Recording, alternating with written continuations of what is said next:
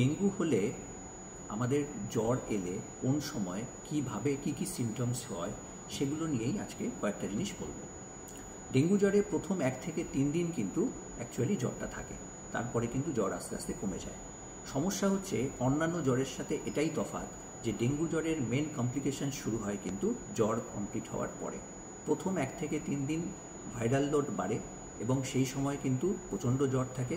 সেই সময় যদি আমরা ব্লাড প্রোফাইল করি তাহলে কিন্তু আমরা ব্লাড টেস্টে কিছুই না পেতে পারি এবং তার সাথে সাথে হয়তো দেখা গেল যে প্লেটলেট নর্মাল এবং কমপ্লিট ব্লাড কাউন্ট যেটা সেটাও নর্মাল।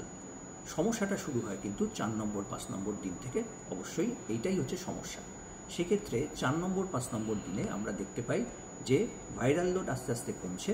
এই সময় ডেঙ্গুর NS1 আমরা পজিটিভ পেতে পারি এবং এই সময় কিন্তু বিভিন্ন ব্লিডিং ম্যানিফেস্টেশন, বিভিন্ন জায়গা দিয়ে অল্প অল্প করে ব্লিডিং হওয়া বা প্লেটলেট কমে যাওয়া বা মেন আমরা যেটা দেখি সেটা হচ্ছে হিমাটোক্রিট মানে পিসিভি ভ্যালু যা ছিল তার থেকে কিন্তু 20% ইনক্রিজ করে গেল।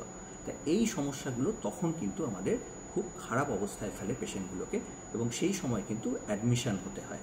তারপরে 6 নম্বর দিন থেকে আস্তে আস্তে কিন্তু রিকভারি ফেজ শুরু হয়। সেই সময় আস্তে আস্তে পেশেন্ট ভালো হয়, পেশেন্টের ডিহাইড্রেশন কম থাকে, ভাইরাল লোড কম থাকে। এই সময় আমরা ডেঙ্গু IgM পজিটিভ পেতে পারি। সুতরাং ডেঙ্গুর NS1 এবং IgM এর এই সময়গুলো খুব ইম্পর্টেন্ট। NS1 প্রথম 3 দিন থেকে 5 দিনের মধ্যে, 5 দিনের পরে কিন্তু ডেঙ্গু IgM।